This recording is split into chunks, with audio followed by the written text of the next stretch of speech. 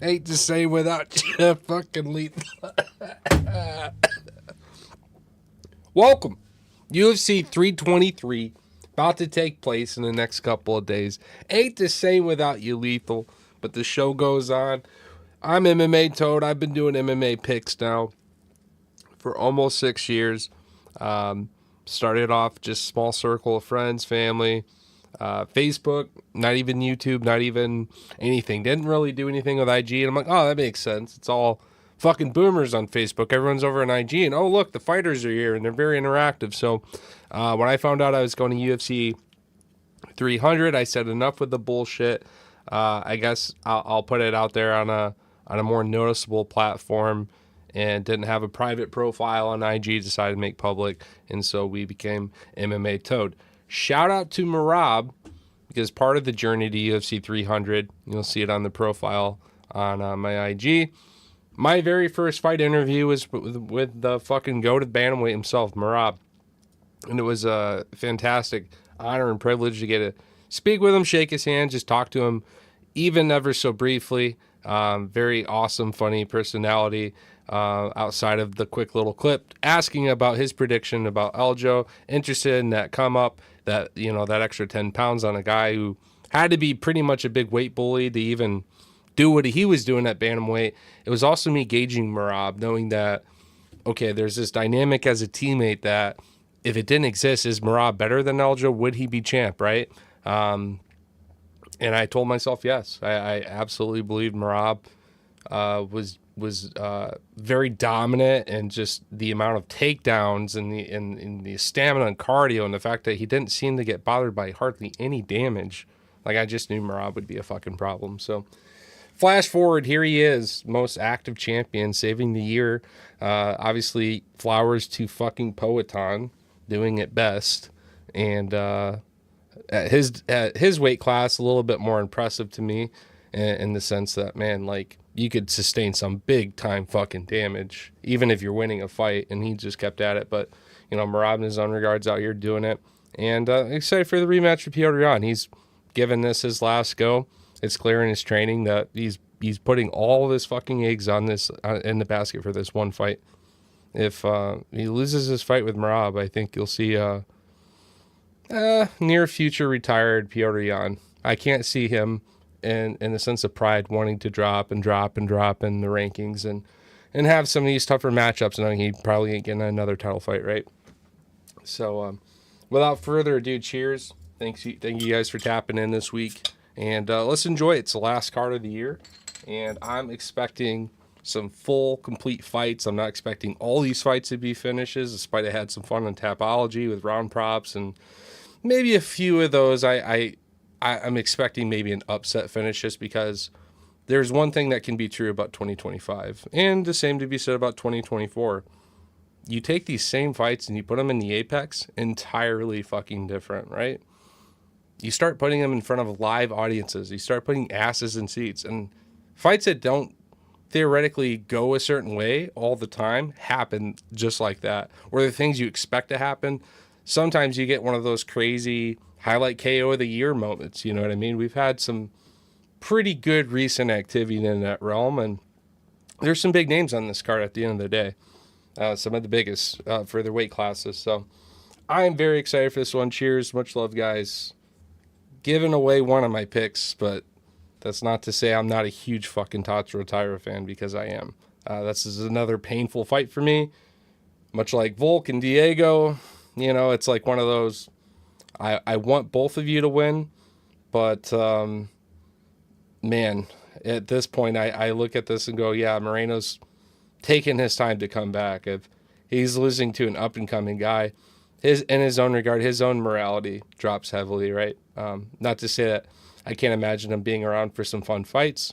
A lot of his top of his reign was against the same guy. There's some good Moreno fights out there still, but he's also up there in his time and his veteranship. Moreno's been around a minute, and you know, he's got a family too. He's very family driven. Tatsuro Taira's here, much like Joshua Van, Morales, Talbot. I mean, there's some young fucking talent that is going to be here for a minute. So even if they don't get champ in this current run, they're certainly future champs in my opinion, because they're leveling up off this like premium top of the world fucking MMA experience. I mean, they are getting both a good, chance at some of the guys who've established this world in the last, 8 years, are fucking pioneers essentially.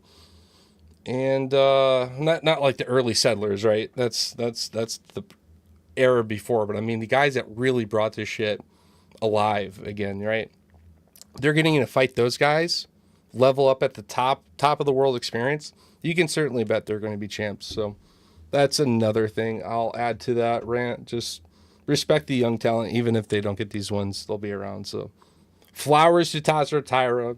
You're still my boy, but I gotta do you like this week, bro. I got Moreno all day. Fucking nerd. He's out there building Legos and opening Pokemon cards and wrestling Mikey. He's a fucking nerd, but I love that dude. And I got a big shoebox right there full of all his shit. Golds.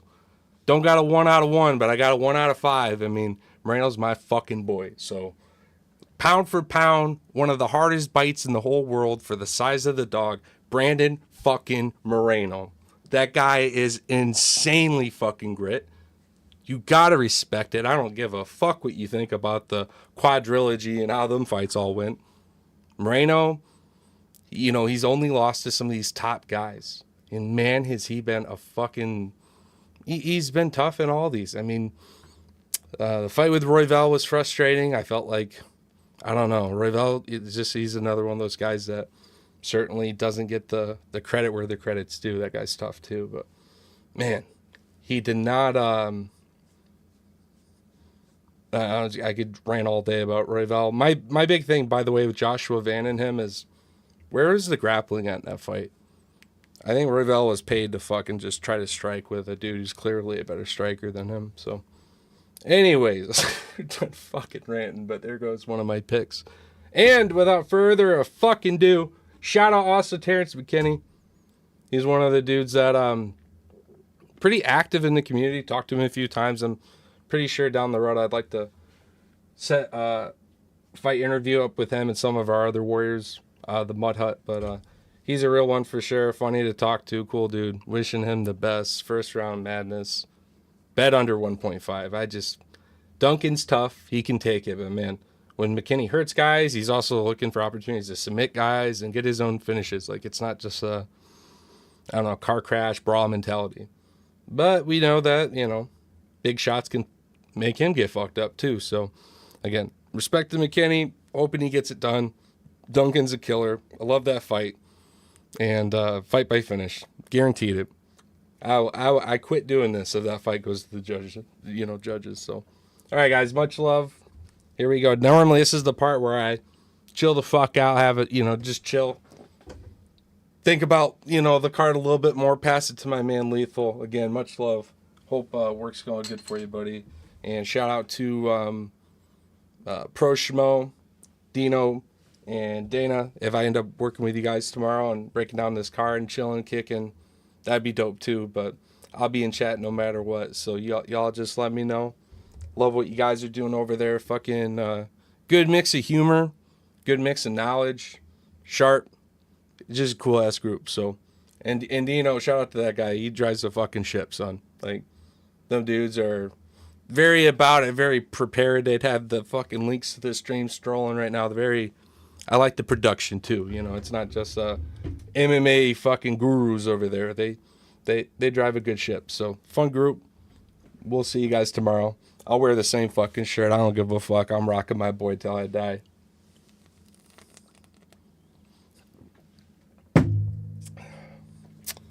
So Moreno. No.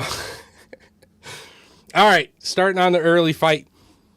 Give me Santos. Yeah, he's a fucking human frog. He's got that, like, fucking sweatpants up to the belly button kind of just stature. You know what I mean? He's like a frog. And he just keeps that range. I like his kicks. Mohammed, he hasn't really impressed me. Whereas the Santos he's showing up and he's very dominant. He's very physical, and I don't see Muhammad having that physicality, and I definitely don't like him as much in the striking department. So you can stay away from round props on this one. Under over, not really interested. Santos could get the knockout, but I expect he gets a decision here. All right, so at the chopping block, we got Tricoli getting fucking assassinated by Mansur. Mansur, he's not just one of these first round kind of drag him out, knockout kind of guys. Like, he's just looking for the finish. Like, if you go to the ground with him, he's gonna cinch up some shit on the ground. I mean, he's definitely got the ability to submit your shit too, but it's because dudes are getting wobbled and dropping their heads, and there's a few of these dudes right now that are just fucking bruisers, and they continue to fight the same very lowish, tier of these prelim guys. I think at this point, you're just farming fucking knockout clips. You're just farming, people like me, I guess, knockout bets. Like, it's easy money. Just do round 1 and 2. Round 1 and 2. Fight by knockout finish. Not a bad parlay piece. Tricoli, obviously, very long, snappy, but he's neither good either way. Like, he can get fucking rocked. His jiu-jitsu's not even that good, and he's from fucking Brazil. Like, Mansur could choke him or knock his shit out, period.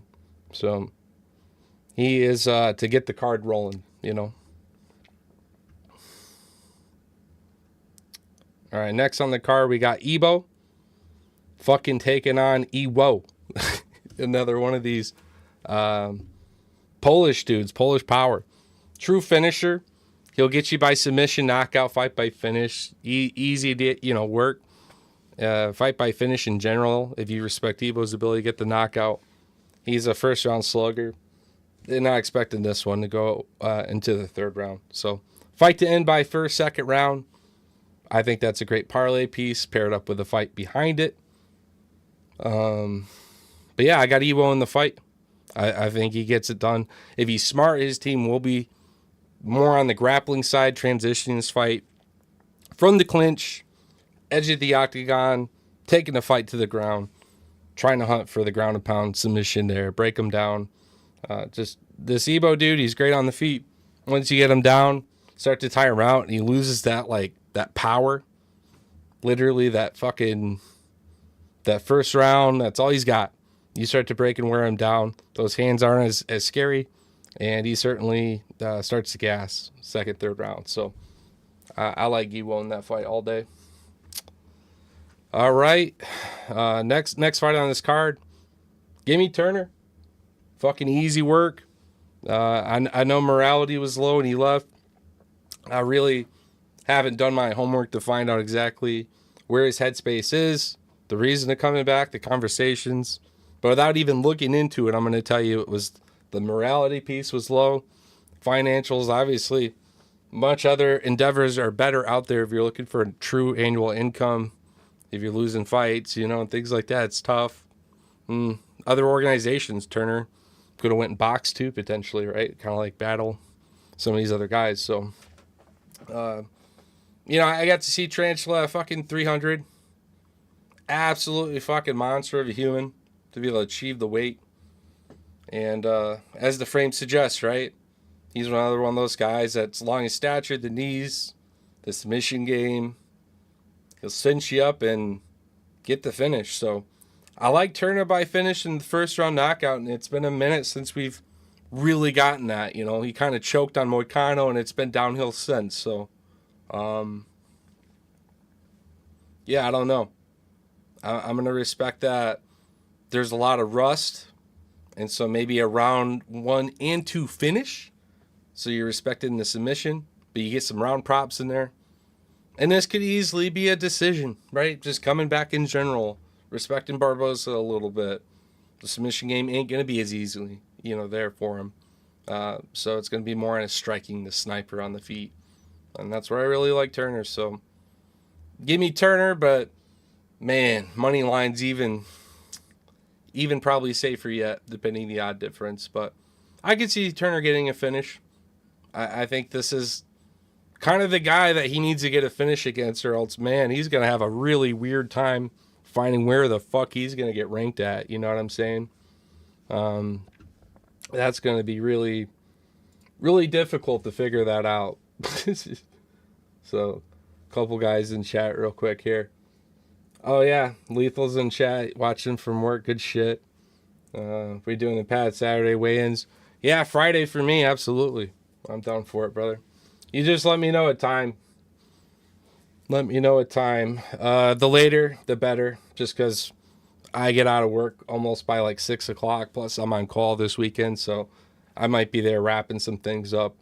And so, yeah, let's just hope there's nothing I can't resolve remotely, or else I might have to go in and be watching the fight on my phone, in my earpod, however that looks. I've been to fucking weddings. I've never missed a fight in the last 6 years, including like the saddest day on earth of losing my mom. That was a Thursday. Well, got the weigh-ins the next day in the fight. Literally, the fight game drags me through life, and I enjoy being part of it. So rather than letting it drag me, I enjoy the drive. I enjoy the ride, like being able to bet on some of these predictions, the homework, the research, the emotions, all these things together. Yeah, it builds a lot of fun in my life, and I absolutely fucking love this shit. So cheers to you, Lethal. Doing what you're fucking doing. Waxing them on, waxing them off, 2-3 times over, whatever it takes. Wish my piece of shit was out there, and you could give it some love, because my car, whew, that replacement, she needs some love. Let's just say that. Oh, let's talk numbers. This is already the most record year in my MMA sports betting of this, and that's been going on for about almost 10 years. On and off, big major events, boxing, about 10 years. But man, in this year, 2025, we are approaching almost 100 units, depending how we hit on this next card. So had one of the most profitable cards last week as well. That was a pretty good one for me. So those big parlays are hitting. The finishes are great. There's a couple of these we've just talked about. Dead to rights finish. So it's going to be fun kind of building out that 5 leg, that 6 leg on probability. But maybe 1 or 2 of those legs we get a little bit more specific, and we're picking a fighter by finish. So if you look at the Arman Sarukian submission prop, they had one other money line, and then yeah, all the rest she wrote, easy finish props. So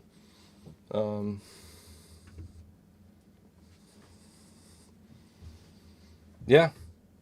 Yep. Grats to Lethal as well. Yeah, we both have been having a good time building out, dreams, projects.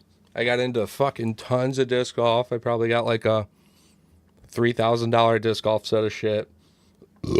I've enjoyed myself a little bit this year, despite going through some really shitty times, and I'm holding things down and take care of it all like a big boy, all on my own. No handouts. So the MMA game is allowing me to have a little bit of fun too in life. So have fun doing this, but then I can get this shit and buy the overpriced shit I need to go do stuff again. Like the outdoors shit is actually really stupidly expensive. And being a Michigander, you kind of want that shit if you want to go, ice fish, hunt, go do shit, ride a fucking snowmobile, all that. It's crazy to see the fucking price points of shit. So I can see why those hobbies are dying. Not as many people are getting out doing shit. It's nice to go touch grass and go find that outdoor thing when you're locked behind this fucking demonic wizardry for a fucking living. So shout out to being on call. Fuck yeah. Let's go. Please do not fucking ring or text or email. None of my fucking buzzards go off. None of my alerts go off. All things are good. No fucking Cloudflare outages. Let me watch these fucking fights, and then you guys can do whatever you want. So that sucks for me this week, but I think we'll be all right. The next 5 weeks, still going to keep the boat chugging. I'm going to be doing some content, collaborations, maybe some fight interviews during this off time, because it'd be very fucking boring. More people tuning in and that kind of stuff.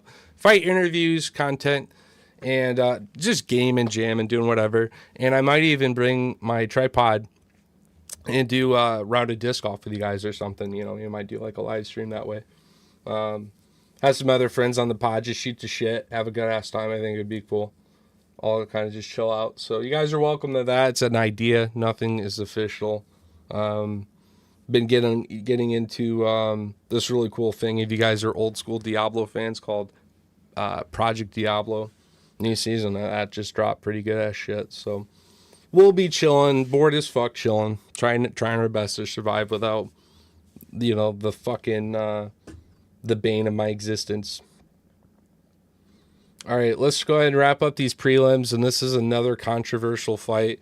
And I see this huge fucking swarm of these white little dots in the horizon right now, and I just, it's a fucking flock of seagulls. I see these fucking things all the time, actually, now that I think of it. And it's because so many people like to copy and paste, you know, each other's brains and ideas and emotions and bets. Well, sometimes those flock of seagulls, just simply put, you know, are wrong. And it's nice to be one of the few people the very next day that is enjoying that highlight clip, or, you know, that big plus money cash out. So I respect the Marvin Vettori pick, but here's my issue. It's easy to forgive Marvin on his last fight based on where he was in his heart, where he was in his soul. He was absolutely shattered. You want to talk about a bad weight cut? You want to talk about a fucking injury? A sword through your morality, right? That's gonna let us just say, okay, Marvin, he's got this, he'll come back. All these other guys, they're not at his level. They've never been at that level. They've never proven it at that level. And, you know, at least he still had a fight with Allen, despite not really having a fight, right? The issue I have with that is Bruno, much smaller, but he's a fucking pocket rocket, dude. This little dude, he could fucking go in there and just turn into Baby Hulk and just hit a shot that hurts a lot of guys when someone's not as defensively sound. Marvin's very good, bigger, etc. And he is pretty defensively sound, right? And he's got one of the best fucking chins out there. But you say that, why do you know someone's got a fucking good-ass chin, Lethal? The mystery question. Mystery question. How do you know somebody's got a fucking good chin?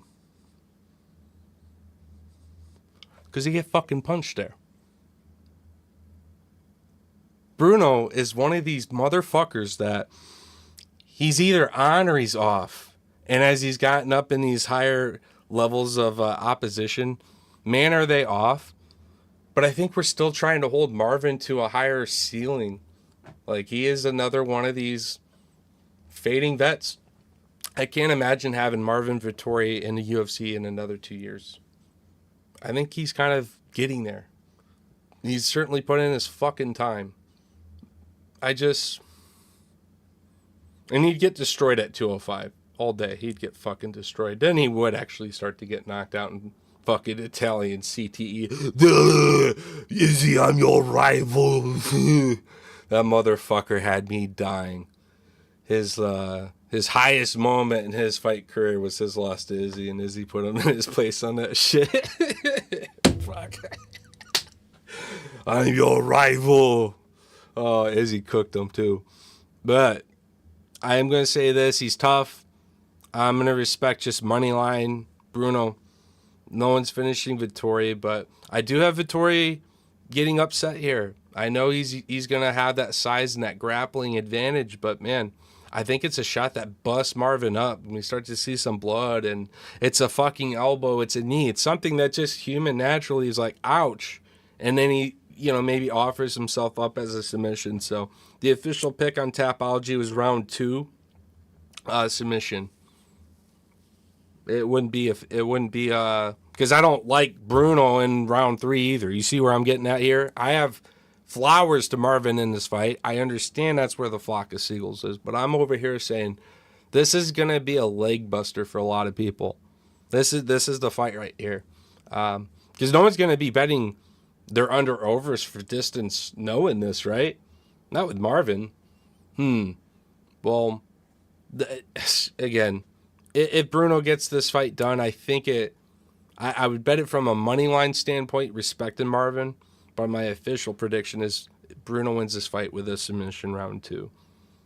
If we see a third round, I don't like Bruno's fucking chances of winning the fight. It's either going to a Marvin decision or, dude, he's even live for his own fucking submission, to be real with you. Now, that prop might be fucking stupid and worth like a very small sprinkle, but yeah, I like Bruno by finish, knockout submission. I think this is like going to be that crazy fucking, oh shit moment, you know? He finally lost it. Fucking Calvin Gastelum chin. All right.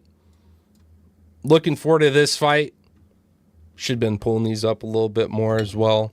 Oh, I'm not even updating the right graphic, you motherfuckers. Good job, Lethal. Good job, fucking technical remote assistance. Not keeping me on time. Fucking you, dog. Hope work's going good for you. You gotta pull up. Where am I at here? Yeah. See, I do this shit. I get over here and I'm pulling it up and I'm expanding the fights, and you guys weren't getting shit. So there we go. Let's do this a little better. Huh? I set this up for a reason. So there we go. We got the Black Wolf. Absolute fucking crazy fighter in the sense of you really got to put him out of there. Because you can't leave him in the fight. He's going for you. He's giving all these guys. He's hitting his gas pedal. But he could fucking take it too. So the fight with Mata was absolutely fucking crazy. And yeah, we got the fucking finish. We got the win, right? So yeah, got the knockout. That cashed pretty hard for me. I'm not going to lie. That one was parlayed. I took it straight up and we took finish. So I took like 3 different bets off that fight. That worked great. So I've faded Ferez in like every one of his fucking fights just about. And the guy's good. He's getting all these, he's getting some decisions, but in these fights, he's working these fucking clinch knees and his length, his snap. He's absolutely fucking a sniper, you know what I mean? So he's got that technicality. He's good. I understand why he's a slight favorite, respecting both his jiu-jitsu and his striking, but nah, fuck it. Give me Nazim, give me violence, give me something spectacular. Edge of the octagon, rips to the body, connects with the right hand to the head. And it's one in the pocket with Nazim just going crazy like he did with fucking Mata. I think that fight kind of starts to ingrain a fight style DNA. This thing that they just are known for. Poatana's left hook. Nazim's just gunfighting. That's his thing. All right, so this is another big fight here. We got Macy Barber making her big return. And, I made this example with somebody earlier, but I basically was talking like, there's 2 big fights like this on the card. There's the Jalen Turner losing the fucking morality in the fight game, and then Macy just losing herself, her own health. Both trying to make that big return, that big mystery, that big question. It's like, can you get back in there and compete at that level and uphold yourself? And I think this is a wonderful opponent for Macy Barber. This is someone who is, in their own regard, a little dangerous early in the fight, who's certainly going to make us all see if, can Macy Barber take damage again? Can she take punches? Can she get slightly fucking choked? Like, what happens if Macy Barber's in some fucking, I don't know, like some kind of rare naked choke that's, 15 seconds and you hear the fucking clap and, you hear that a couple times in the fight, but you hear that clap and Macy gets up, face fucking purple. She's gonna fucking have a seizure or something terrible. I hate to say that, but it's kind of fucking true. Like, my life has been also altered by a random event or something like that a few times that makes you think of everything fucking different. And I was in the midst of training and very active, and it was a very saddening time in my life. College, my job, all those things kind of fell apart because it wasn't safe for me to even operate a motor vehicle for a very short period, right? It was more like questions that never got answered, and I've been fine basically ever since. But with, that uncertainty, I don't know the specifics of Macy's shit, other than she did a very dumb thing to do in the midst of your fight career, get implants, And then all the fucking health issues start happening. So, dude, like, fucking Macy, fantastic when she is fighting, and her fucking rhythm, her timing, and she's getting that natural, crowd ramp. Everyone's cheering for Barber. A lot of her fights, right? She's not really the one getting booed much.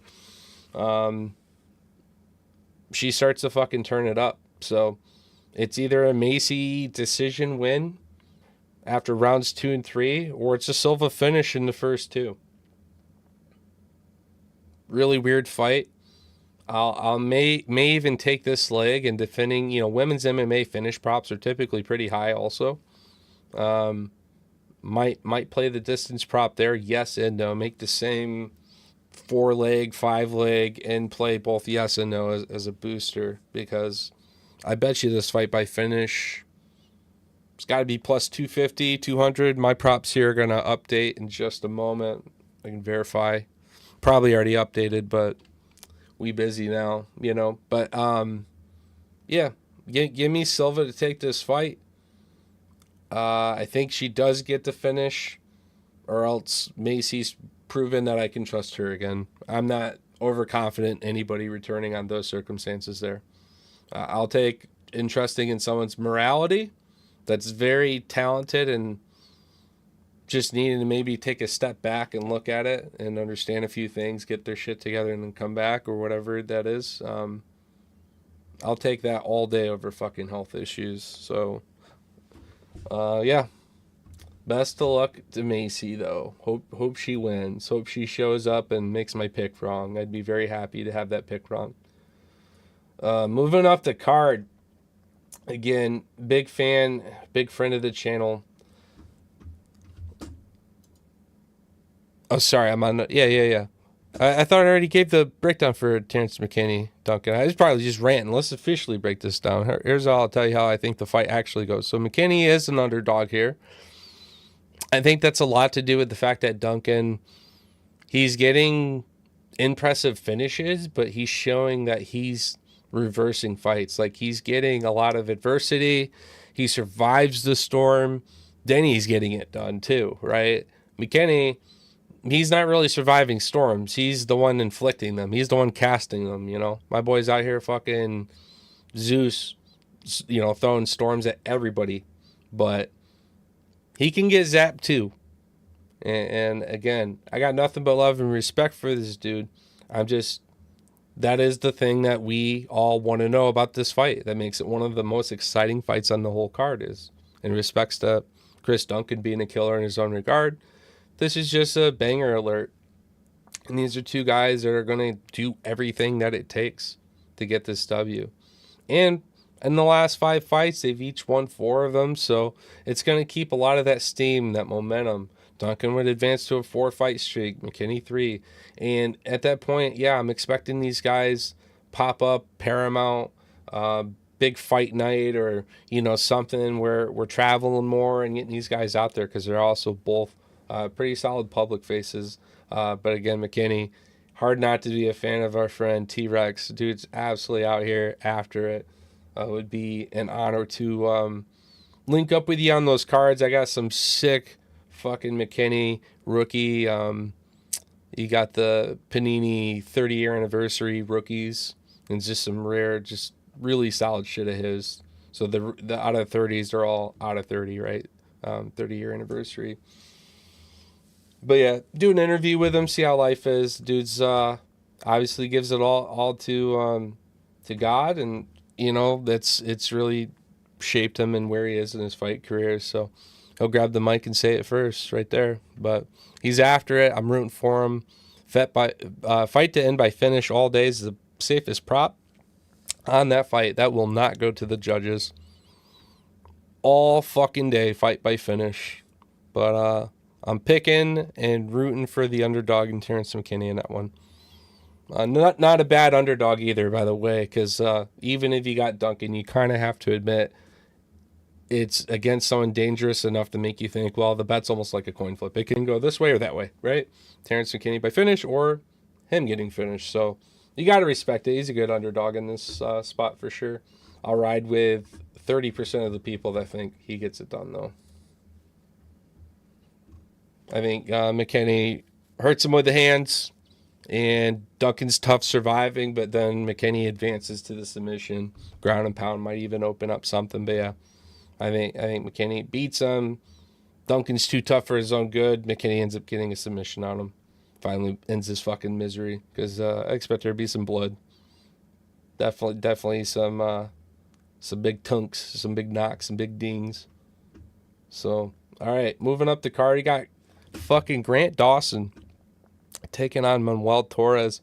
Torres, very tough fighter for me, right? See this loss right here against Ignacio? I thought he could do it, and I'm a huge fucking Ignacio fan.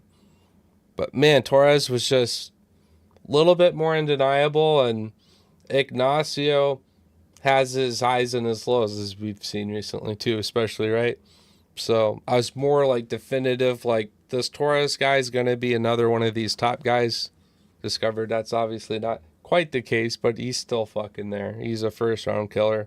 He gets it done. And Grant Dawson, we've seen get hurt by the likes of another friend of the channel, King Green, Bobby Green. So if, no offense, if a volume and a technical striker like Bobby can get it done, then I absolutely expect that Manuel and his chaos, crazy flurry, first round, killer be killed kind of mentality of fighting couldn't also get it done. But, Dawson's going to be, one of our white Khabibs. He's one of the MMA guys that, funny enough, compared to all these other all-American wrestlers, he does hold it down. Probably one of the best out of these U.S. chads out here trying to be fucking wrestlers and strike a little bit. It's just like most of these other wrestlers, too. He's not immune to the big shots that hurt him and put him out in his own regard. So that's where I respect the power and the finish capability of Manuel. Give me him by knockout. Give me a knockout in the first round. But if this fight's going to a second, third round, then I expect this to be a Dawson fight. I expect this to be control time and maybe a submission in his own regard too. I can't see him quite winning in the striking department, even off fucking Manuel's back. He's going to be throwing some shit. But Dawson, as long as he's working from the back and keeping the pressure down, threatening, different submission attempts and things, getting that control time, could actually be pretty solid there too. But notice he is the favorite going into this fight. So especially I like getting Manuel just by money line. And then as the fight goes on, you can maybe see that prop flip for Dawson. If he's losing that first round, you might get a way better prop on Dawson. Like maybe we're getting second round Dawson plus 300.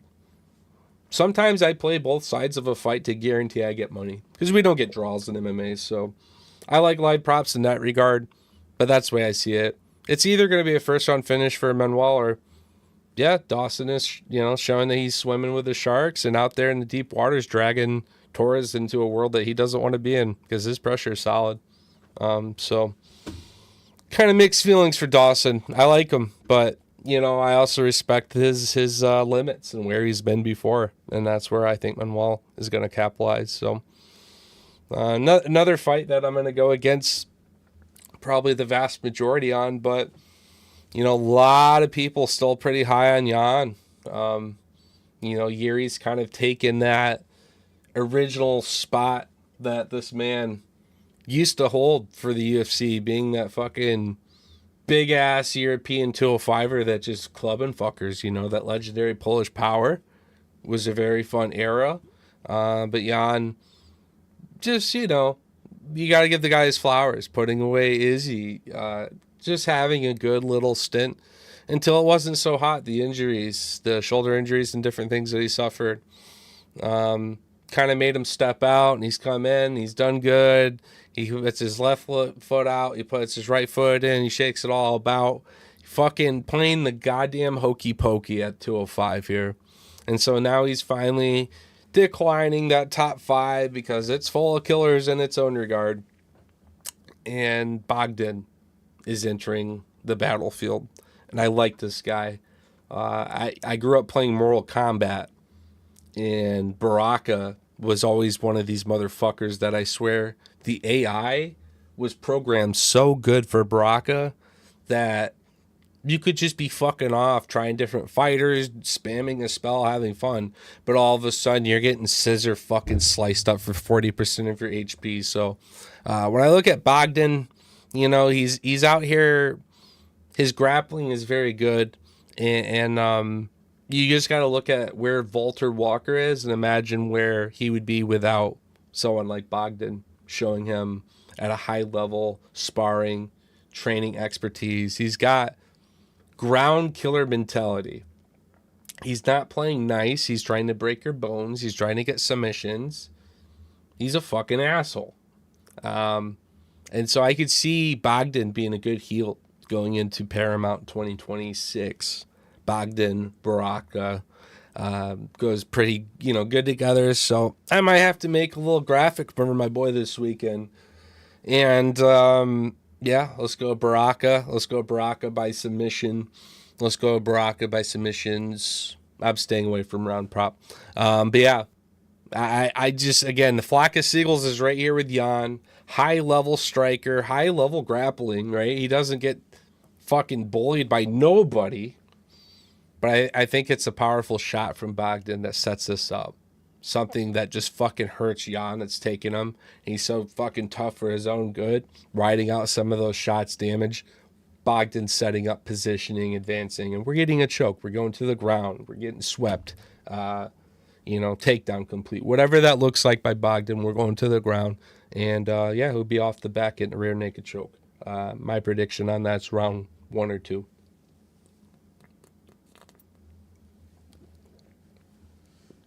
And we cash.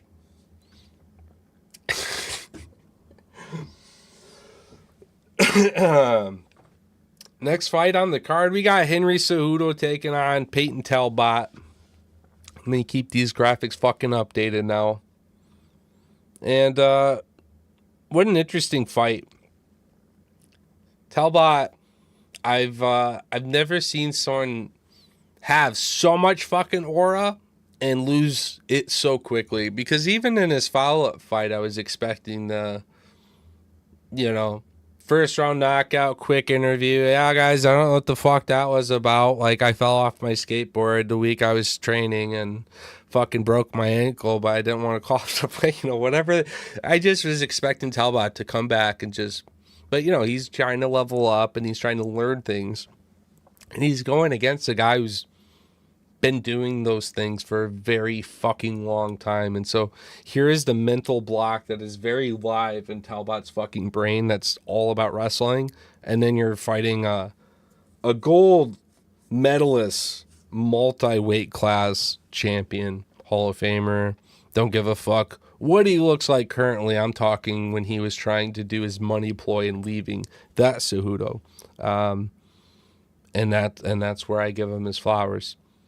I have not been liking Cejudo at all since he's tried to come back.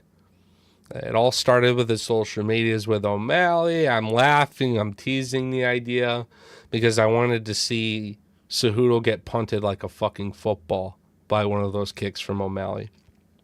And so now you have about as equally as a gay counterpart in Peyton Talbot as O'Malley. And I think he's fully capable of fucking sending it and just hitting a knockout on Cejudo. And I know that's crazy to say. Cejudo's got a big old fucking brick head that just the equator part of where that jaw is from just does not give a fuck about your shots. But I think Talbot possesses a certain kind of power when he's able to let go and have that ability early in the fight, mind you. I don't see this happening. I don't even see this happening third round. Like, it's got to be a first 2 round kind of thing for Talbot. Because if we're going to grinding, judging, wrestling, kind of like a lot of this card, if we're going that way, we're probably going to the judges, and more than likely Cejudo had a night. But Talbot could just be winning on damage while Cejudo's winning on control time. And it could just be really weird going to the judges. But, no. I'm going to take Talbot. Distant props are going to be suicidal because of how tough Cejudo is, but if it's high enough, I might just look at the knockout prop by Talbot. But to be mega safe, it's just Peyton Talbot's a great parlay piece this week, and we move on. If you're a triple C believer, you could take him.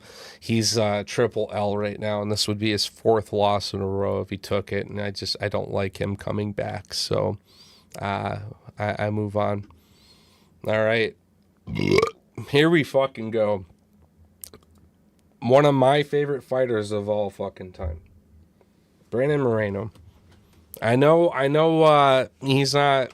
Like, there's so many, like, higher caliber level of fighters, right? Moreno's definitely human. He has a share of losses, but it's from his journey of why he began fighting to why he continued fighting and taking it a whole new journey, a whole new path when he became a father. His humbleness and character, his kindness and nature. But when you look at his physique, okay. You wouldn't even, in some cases, maybe even know this guy was a professional fighter. But he gets in the octagon, and I think he has, like, the biggest bite for the size of the dog in the entire company. Like, I think he's very fucking grit. He's tough. He's going to fucking throw with you, box with you. He's good, calculated. His timing's nice. He's good about his reads. Watch Moreno's eyes when he's in these, like, little sequences. Follow his eyes. He is very much in, like, a download status. And then when it's go time, it's go time. He's good in both worlds and generally can survive and do well in whatever area the fight is going to, ground or on the feet. Tatsuro Taira, I'm a big fan of this guy too. I think that he is a future champion, but Moreno has that experience on him. He's got the striking on him, and he's just going to have a lot of areas of expertise that Tatsuro is not as familiar with in terms of where the fight starts, and that's on the feet. If Moreno's getting off with his kicks and his boxing, Tatsuro could be having a hard time. And we know that when he closes the gap and can get the fight to the ground, he flourishes. We've never seen him even remotely close to being worried about getting outdone in the technicality or just on the ground, really, right, from a fighting standpoint. But Moreno is literally one of the top of the guys in the division with this skill set, just like Pantoja, just like Ravel. He's one of those founding fathers of this GOAT shit at flyweight. So this is a absolutely huge and early test for Tatsuro Taira.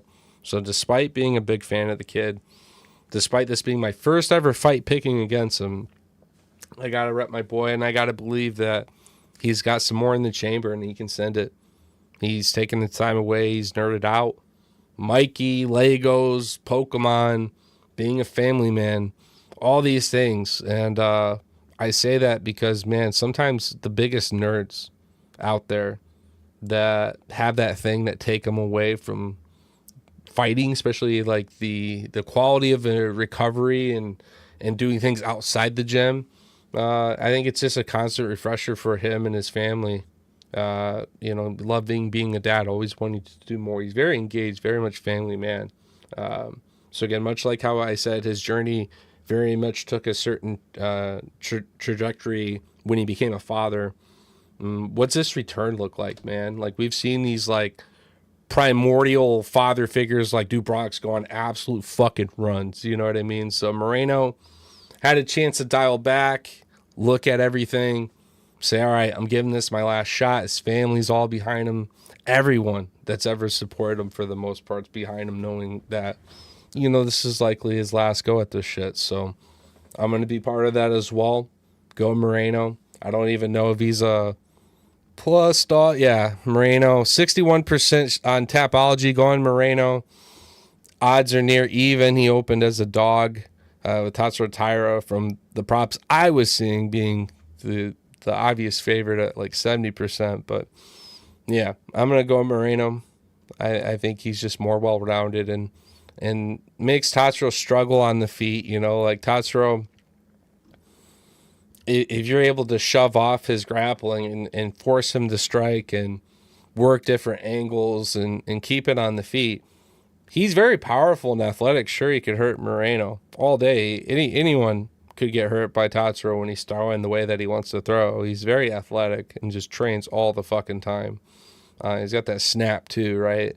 End of his kicks and his punches, but he can't mix it like Moreno. He doesn't have that volume, and a lot of these flyweights aren't hitting these one-hitter quitters, man. They're working up combinations. So outside of the grappling of Tatsuro, he's got a lot to show me with the striking, and I just have too much respect for Moreno's ability to ace it. So McKinney, great dog. Moreno, a great dog. On your money, on your bet sheets, even if Tapology has Moreno, a lot of bookies still have Tatsuro as a favorite from what I had seen. So definitely it's going to be one of my dog of the card right there, Brandon Moreno. But we'll see if he's still a dog come way in. I think everything updates and it's no longer near even. It's like Moreno negative 110 or something, money line, which is how I take Moreno. You got to respect how he gets it done, however, and when he can't, by finish. All right, so going to be a good ass fight. Tatsuro Taira will be here for a while longer, and I do believe he becomes future champ too. So if not, it's a beautiful torch pass from one of my favorite fighters to one of my favorite upcoming fighters, right? So kind of like, again, Volk and Diego, it's sometimes beautiful to see these vets pass on that torch. So guys that you both like hate to see fight, this is definitely one of those. I wish they didn't have to fight each other, but instead we're fucking up somebody else on the card, and I could parlay my boys together and root them both on. It's a very heartbreaking thing when you get really, emotionally connected through trading cards and just fighter personalities, and it's a tough thing. It definitely, you can't say that there's no biasism and swing one way or the other when you're at a crossroad like that. Again, I give Tatsuro Taira his flowers if he gets it done early, both dry. As the fight ensues, second, third round, I gotta assume Moreno's just showing us that there's levels to this still that Tatsuro is learning and growing in. So moving up the card, finally onto our co-main event. Alexandra Pantoja taking on Joshua Van. Pantoja's right there with Mighty Mouse for me, right? He's absolutely fucking crushing it, but I'm not been the most impressed with the levels of some of these guys that he's fighting to. Kai was very forced. Asakura is good, but versus some of these other UFC guys, we're seeing that, no, he's probably lower than where we thought he was by far, right? Kind of probably one of the saddest entries for such a highly popular prospect. Like, he was the Conor McGregor of Asia, right? Of Japan, and he just nope. So anyways, Joshua Van's definitely got a lot of hype on him. A lot of people are into this guy. I like Joshua Van a lot too. He was one of my favorite guys when he was making his entrance into UFC. I was always rooting him on.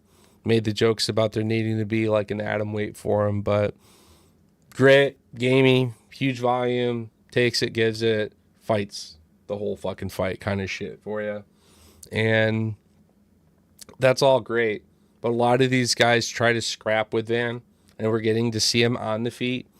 But you're not taking these loaded vices like Pantoja and just making them scrap the whole time. They're finding their entrance. They're getting their takedowns. Van, more dominant with his hands, but not big power. Death by 1,000 cuts. That's the volume that wears and starts to slowly break apart his opponents. And then he's getting TKO finishes, right? Pantoja, one of the greatest chins out there, period. Just like Marvin and Galvin, which is crazy because I'm fading one of those, right? But Bruno also doesn't throw like Van for his division. He very much was like the old school Figgy, knocking motherfuckers out all the time, so using his hands. So Pantoja, the fucking pressure's there, the 5-round. Yeah, he'll actually kind of bounce back and forth in the fight between more like I don't want to call it a recovery round, but where he's going to play more defensively and get his steam back, and then have another round where he starts to hit that gas pedal and accumulate that damage and start to wrestle a lot more for these submissions and just going into his fucking stool working, fucking sweating, and just having a fucking war, but eating everything like cereal.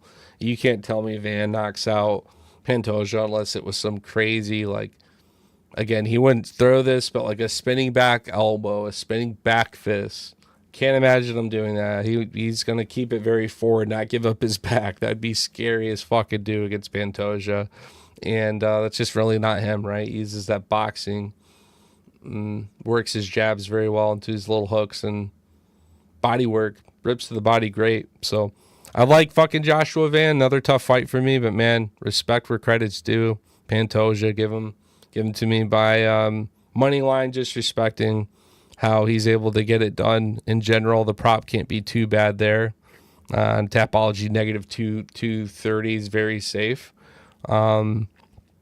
Because it could happen either way, man. He could get a submission, which is how I think he gets it in the first 3 rounds, or starts to actually break Joshua Van, just being able to still throw with his own conviction and eat some very high-level shots that Josh isn't capable of throwing. So it's got to be like a knee timing, like the entrance of Pantoja, sending a full fucking sail knee, or I just can't see Van getting it done by a finish, man. And he's definitely not going to get a submission. So, yeah, give me Pantoja. That'll be your co-main event. Moving into your main event, we got my buddy. Again, we mentioned earlier, got to meet this legend at UFC 300, MERAB. No, I've never always picked MERAB. It was a very emotional pick for me against Umar. He was injured going into it, too active. I didn't like it. I thought they were just taking the perfect time and advantage over MERAB and getting that fight just so that Team Khabib could look even cooler. And I messaged him telling him that it hurt me to make my pick sheet that week, but I believe that, you know, he was still alive in it at least. So he's tough. He's good. If there was 10-round fights, he'd be champion of that too. But he's taking on a very hungry and eager opponent in Petr Yan, who knows that this is his last opportunity. At this level, for the belt, it's only probably downhill from here. And I mean, when I say downhill, he'll still be around top 10 all day. But I can't see Petr Yan holding top 5 against all these guys that are coming up at him right now. There's some dangerous ones. Manuel Kape. You got, still Tatsuro Taira, still. Brandon Royval. I don't know why I'm talking about fucking flyweights all of a sudden. Who do we got here at bantamweight? Yeah, we got a bunch of fucking killer bantamweights too. Fuck it, Peyton Talbot, throw his ass out there. You know, a lot of times they do these fights because they do exactly that, right? They get those next guys they're thinking on deck ready to cross and make the war room here to there marker. And we could totally see a Petr Yan versus Talbot if he doesn't win this fight and become the champion, obviously. The odds got to be against Yan. I haven't even looked yet. It's got to be... Oh, yeah. He's fucking 9% on Tapology, so that's rough. That's a very rough day at the office if you're Petr Yan. But those are going to make for some fucking killer props if you really want to bet on him. He might be worth a sprinkle for sure. I mean, honestly. But MERAB is such a fucking goat, dude. I'm not worried about his cardio. I'm not worried about Jan's power. I mean, Jan does hit knockouts and he hurts his past opponents, but that's like older Jan too. Jan's also had to stop from being so active and is no longer top of the throne. And I think that morality piece for Jan took a hit. So he's made up for it. He's taken that time, gained that self-belief and confidence again, you could see. I remember watching some Jan YouTube videos where he you could tell he was like finding that belief again. And yeah, he's been looking fucking fantastic since. So this will still be a fight. Jan will still maybe even win. I'm going to give him at most 2 rounds. I think sincerely Jan might win a round. MERAB will wrestle because Jan cannot keep this fight to the feet. MERAB will take Petr down. and Jan will eventually get up, and MERAB just takes him down again. Not really, angling his knees, his striking, mauls around, does a little bit, but he's rather focused on wrist control and grappling and control time because he doesn't want Jan to be able to peel and turn away and make this a reset. The kicks from Jan do play a factor here, big time, but it's always the hands of Petr Yan's boxing. And I think MERAB isn't invincible when it comes to wearing damage. Like, he can get a little bloody, he can get a little beat up too. So knowing that MERAB's not quite a finisher, and this is 5 rounds for Jan to have various moments of at least starting the fight on the feet, you know what I mean? Could be something spectacular. So I've been seeing some Jan movement, very little, but might be worth a sprinkle if it's super high, but I got to go MERAB. And with that, that's going to go ahead and conclude our UFC 323. Lethal in the chat. We both were kind of recapping earlier this year. We had a both very great year. Definitely a record year for me. Lethal seeming to be very happy with his profits as well. So we've had a good time. So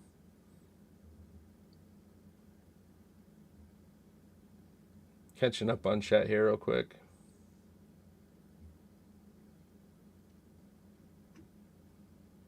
Yeah. Thanks for tapping in, Lethal. Anyways, hope you're having a good day at work. And yeah, thank you guys for watching. If you haven't already, please give MMA Toad and Lethal Toad MMA both on YouTube follow, like, comment, subscribe. I'll have the video up in both locations, so would appreciate the support there. And I'm gonna probably do more in-depth fight breakdowns, content, do more of my card collection again. It's busy work but enjoyable, and I like to organize and keep my collection sharp and maybe get some grading done. Very happy with the cards I have. Would like to get some grading done at some point, so rather sooner than later, right? Earlier the better, if you're confident that that's the card that you want to get graded. Just, there's a lot of metal cards out there that I'm happy with. A card without the grade, it's just beautiful. And they're so picky to be a 10. I'd rather just enjoy it without a grade even. But I haven't really been doing much in the cards. Been enjoying life, touching grass, like I said, going out, doing a lot of disc golf. Got a good set of disc in the mail. Got tech disc coming, so I can actually practice all my swings. So a lot of these profits from our fights, guys, has allowed me just to kind of enjoy the indoors. I'm going to be setting up a disc golf simulator. I got a projector already for it, and the nets in the mail too with the tech disc. So I'll be able to rip and throw different kind of styles of throws, like forehand flicks and fucking backhand rips, and use this tech disc to figure out trajectory and just kind of have some fun there and play simulator golf. So it'd be a good ass time. So might stream that. Might stream some some Project Diablo. Lethal and I will have our weigh-in show sometime my time Friday night. He'll let me know what time works for him, his Saturday, but it'll be my Friday, and we might just shoot the shit there. Good time to go over bets, build a parlay. I'd love to do one where I have a leg and get some other people involved. You pick a leg, like we all pick our favorite props and parlay them together. Make little 3, 4, or 5 leg parlays. Would be a fun community thing. So anyways, guys, that's going to do it for me. I'm going to keep the live stream rolling, but I'm going to get this YouTube video posted for now. So if you want to shoot the shit and just chill longer, go check out a live stream sometime. That footage is always available too at MMA Toad. So, all right, and we're live on Twitch now as well. And the other streams will probably transition and use Twitch and Kick for some of the gaming stuff as well. So maybe just use some of my older channels that I once upon a time did a lot with, trying to bring some of that community and people back from the dead to see who's up to what nowadays and just shoot the shit, talk fights, all those kind of things as well. So that's going to do the pod for me. Makes sense. I had a lot of time hanging out, ranting, having fun, talking over bets, yada, yada, yada. A little over an hour. perfect timing, hour 5 minutes. So thank you guys so much again. We'll look forward to it. Check me outside. How about that? We got the Pro Schmo, Dana Black Dino driving the ship. Wonderful conductor over there. Doing their fight analysis breakdowns and all those kind of things. They hit me up. And yeah, sounds like we'll be on tomorrow night. So check us out there if you get a chance. Much love. As always, we'll catch you. Fucking peace out, boys.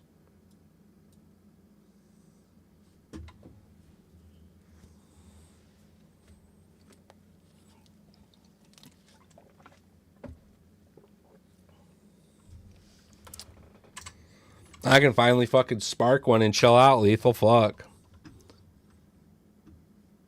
When I'm getting the fight breakdown, I just gotta keep fucking jib-jabbing the whole goddamn time. That's hard work, dude. I know I used to do that, but man, that's hard work, huh? Oh, shit. You like look over, oh, your audio is muted and your camera was off. It's like, okay, I guess I don't have a video this week then. Fuck. It was a good time, though. A couple people in chat. I'm going to open those up to IG in the future, I think, too. I think I get a lot of people tapping in IG. I'm start doing that, I think, too. I could pay for a fucking premium membership of this really shitty stream service I use, and then I can do all things YouTube, Twitch, and Kick, but if I do gaming content, I'm totally cool keeping it exclusive to my gaming channels and just differentiating my YouTube and maybe getting a little crisscross depending what people are up to. When UFC 6 drops, that'll be a PC port, and I plan on playing that too, so I think that'll be a fun way of connecting with, I'm sure, many other diehard fans in the community. Can't imagine UFC is a game from gameplay itself that would make you continue to play it unless you just enjoyed MMA and in particular UFC, right? So I feel like you playing that game, you can talk pretty much fights with anybody on there just about, right? So that'd be a fun thing to do. Find some community there, but keep the chat rooms flowing, man. Like right now, kept the live stream up. A couple people hanging out.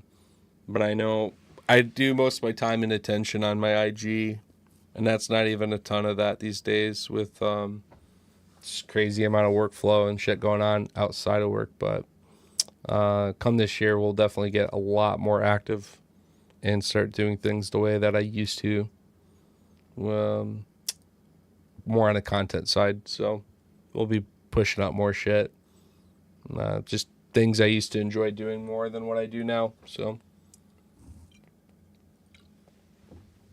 styles too. Might get my green screen back and be part of the screen. I used to use Snapchat a lot to make reels and bets and breakdowns and reactions, and it was a lot of fun. So the hardest thing now is like you have to deal with all the copy strike shit. Whereas before I was on a private profile, no one really saw or reported my shit, right? So I could just post it. Never really copy strike. UFC just simply didn't see my fight reaction content, right? But yeah, you just can't show the TVs in the background and the audio and this and the, it's all the bullshit. So it makes it very hard. But then also you go online, you see tons of clips that are like that too, that don't get flagged. So I'm sure there's a way of protesting it. Do not know. Just pisses me off. I would make a lot more content if it wasn't for playing the game of what can I and can I post. You know what I mean? So there's that.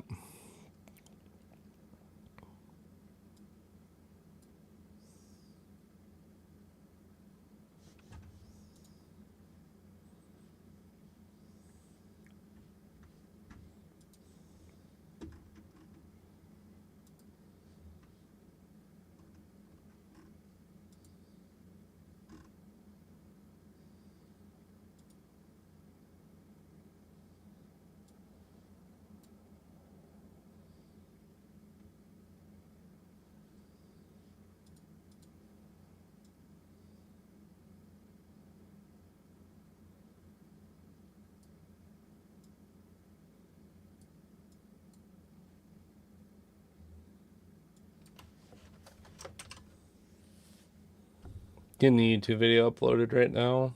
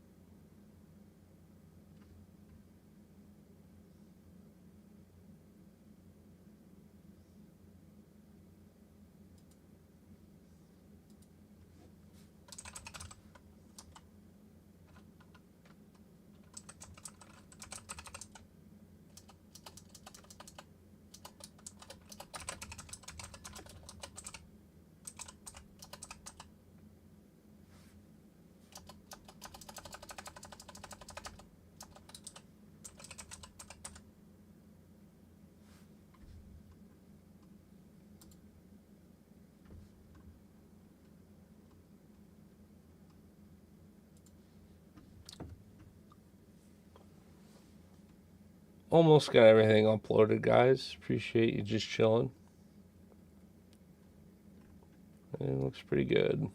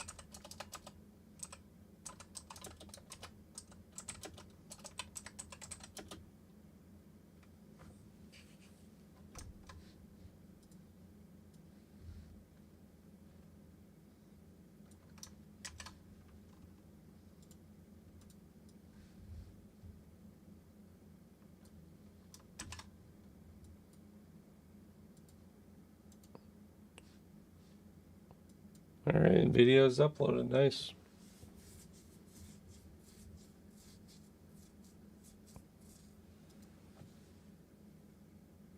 I mean, it's in the process of uploading, but I'm done. I don't have to add anything to it.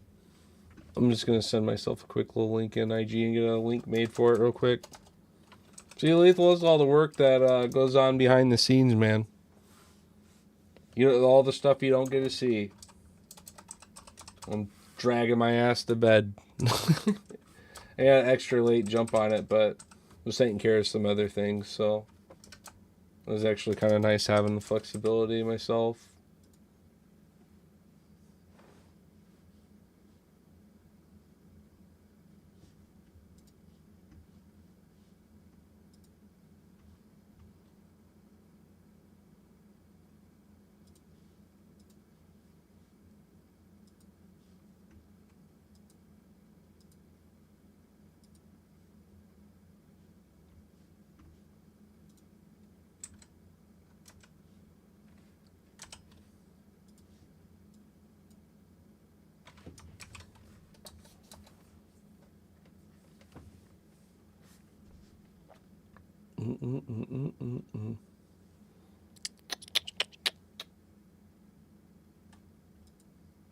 There's that. Let me get a link for this.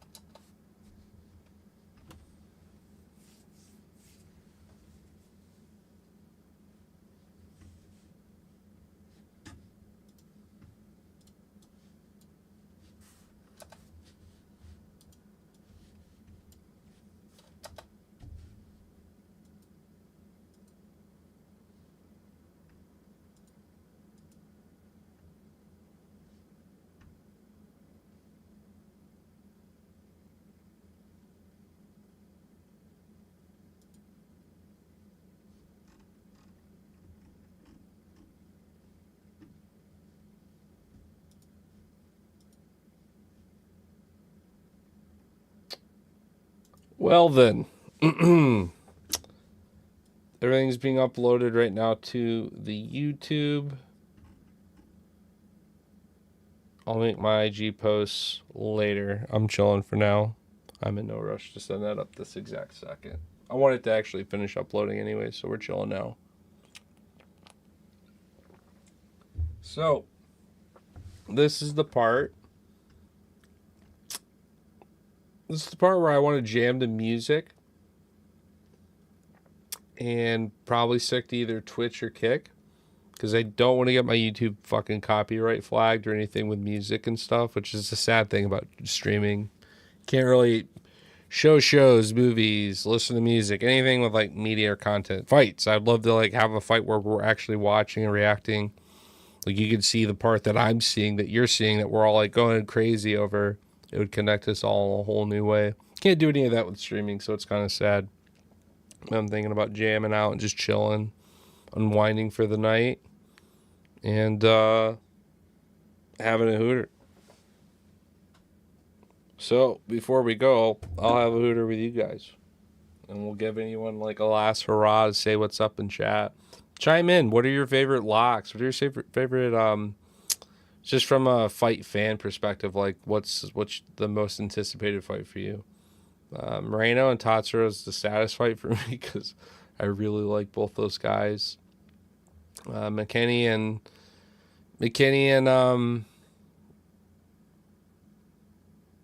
yeah, I think Duncan and McKinney's gonna just be an absolute fucking barn burner. Looking forward to that one a lot. There's a lot of these fights on the card that it's the striker versus the grappler, you know, in a lot of cases. So looking forward to seeing if some of these guys can show up and just hit us with a knockout. If the grapplers win the entire card, it'd be kind of sad. And I expect the last two grapplers to definitely win their fights as well. Pantoja and MERAB, parlay them. Two of your goats all day. I think the Unks show up. Not that Jan isn't one, but yeah, Van's the new kid out on the block. He's gonna see that all it took was Royval to wrestle him, and he would not be where he is now. But he knew that, and that's why they probably paid him to not wrestle. But hey, man, you want to make some real money, kid? You can't wrestle next fight. We'll give you $1 million. Because they want Van here that much more. All right. Yep, that bitch all gunked up, chilling. What about this one?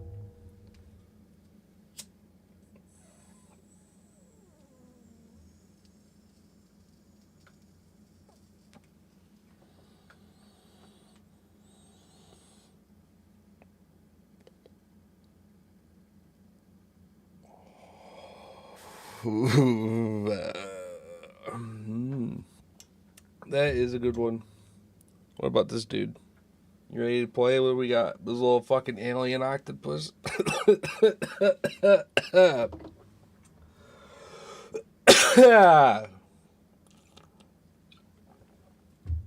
Bro, I got 5 different chats going on. Don't be crying, bro. I saw you. I'm taking a little send off, my boy, and then we're restreaming. I'm ending my YouTube stream, my Twitch stream, and I'm beginning my Kick stream and my YouTube stream. Updating the thumbnail. We're chilling. If you want to see the fight prediction shit, it's all up being uploaded right now to the YouTube.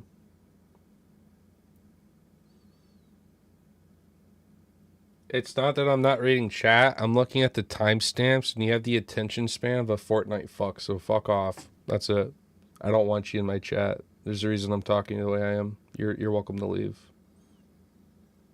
You had waited 15 seconds while I was in the middle of having a discussion with other people. Fuck you.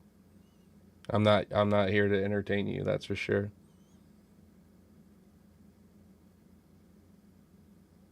I don't want you here. I know you're a first time viewer. I'm looking at timestamps. You waited 14 seconds and was crying that you just said something in chat. Get the fuck lost.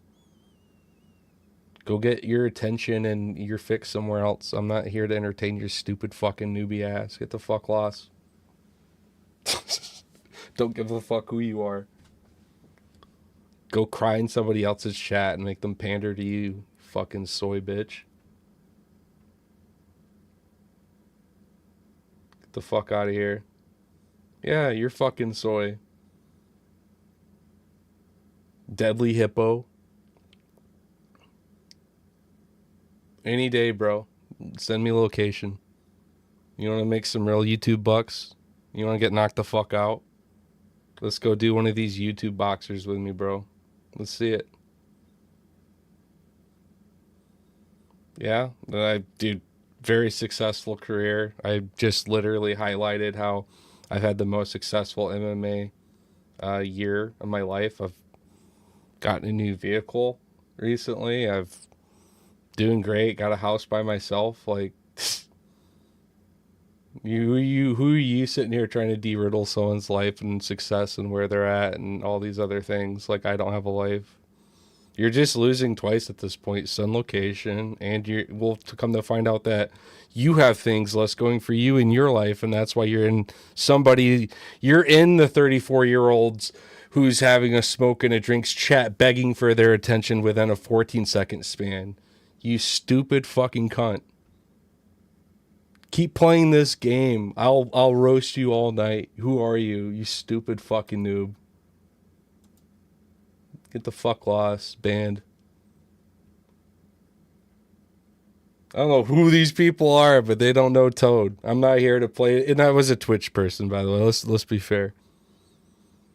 Yeah, I don't use Twitch anymore, right? I talked about bringing an account back from the dead that's used to be affiliated. I still am affiliated, but used to like be a little bit more active. I'm bored as fuck. We don't have fights for like the next 5 weeks. I'm getting these channels going. That's one of the first non-bot viewers. Someone who jumps in as we're literally rounding off an entire fucking show and just talking with other people, mind you. That dumb fuck jumps in and cries that I didn't respond to them in chat after 14 seconds of submitting a question to me. I'm all set. Get the fuck lost, you loser bitch. I don't miss Twitch community, apparently. Fuck. I'll probably, I might even just do YouTube and fucking Kick, honestly. Fuck Twitch. Twitch is so fucking shit. They take half your subscription base anytime you do get a sub. They're the greediest, shittiest company, and they have like the weirdest biasism at the top of people they let get away with shit, and the things they'll ban no pop people. It's just a very unruly platform. Not that Kick's really any better with the shit that's being streamed there, but I guess I like the community better at Kick, so we'll for sure keep Kick rolling. Dipshit made me just say to fuck with Twitch. If that's what we get nowadays, I'm all set. There's no caption for UFC breakdowns as a fucking category, right? So what did I do? I chose UFC 5. Anyone playing the game probably watches the fights. I'm playing games, hanging out, doing other shit on the channel. Historically, used to make money playing video games. I used to be a fucking sponsored streamer with SteelSeries. I still use their fucking shit. Had pretty good setup because of it, right? Like, this actually came from UFC because I wanted a new mic, but like, not a lot of people got a hobby that gives you anything back, right? It's always money being put into it, so it was cool to have that briefly. Who knows? Maybe UFC and YouTube and some of these other networks have a way of branching together, but it'd be cool.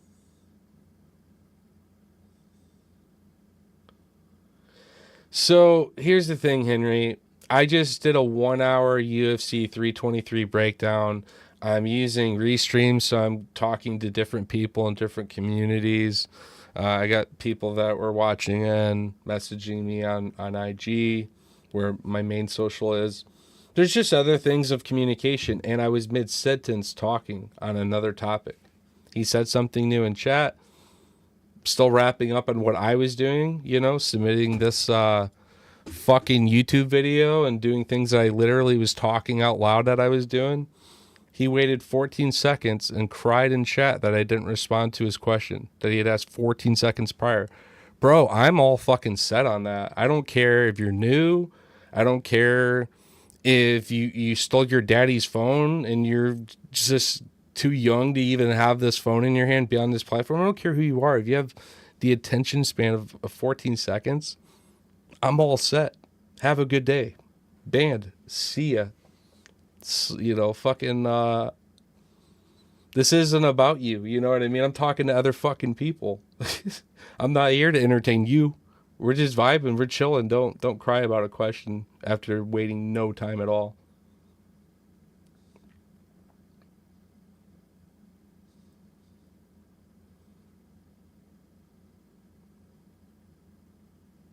No, I'm just explaining to you, Henry, why I'm all set on the particular person on Twitch that I don't want around my streams. It's totally okay to have a preference in that. I've been around this shit longer than you guys. All you guys with this MMA stuff, like streaming and live streams, all new to you, bitch. I've been fucking streaming since Xfire in like 2007 using Fraps. Like, I know a bit about the shit, and I know a bit about people in there. If you're crying within 14 seconds that I'm not, I don't know, fucking entertaining you when I'm doing something else that you're just for the first time jumping into, I'm all set on you, dude. That's all. I've seen that personality too many times in my life. So Henry, I don't know what part of this you missed. I'm closing the stream up and I'm wrapping up why I just fucking banned that guy when you also just jumped in for the first time. Like, I don't know who you fucking random idiots are, but you're welcome to leave at any time. I'm definitely not here to entertain or talk to fucking people like you guys. I don't need to justify why I'm banning somebody for being fucking stupid as shit in my chat. And I don't need to do that at all. So please, you can choose if you want to just actually focus on the premise of my content, or you can leave too, dude. I'm all set. Literally in the process of getting this fucking uploaded and talking, and you two fucking idiots come here crying about nothing. Like, fuck off. Where the fuck do you stupid people crawl out of at night? I swear to God. Going to sleep. Fucking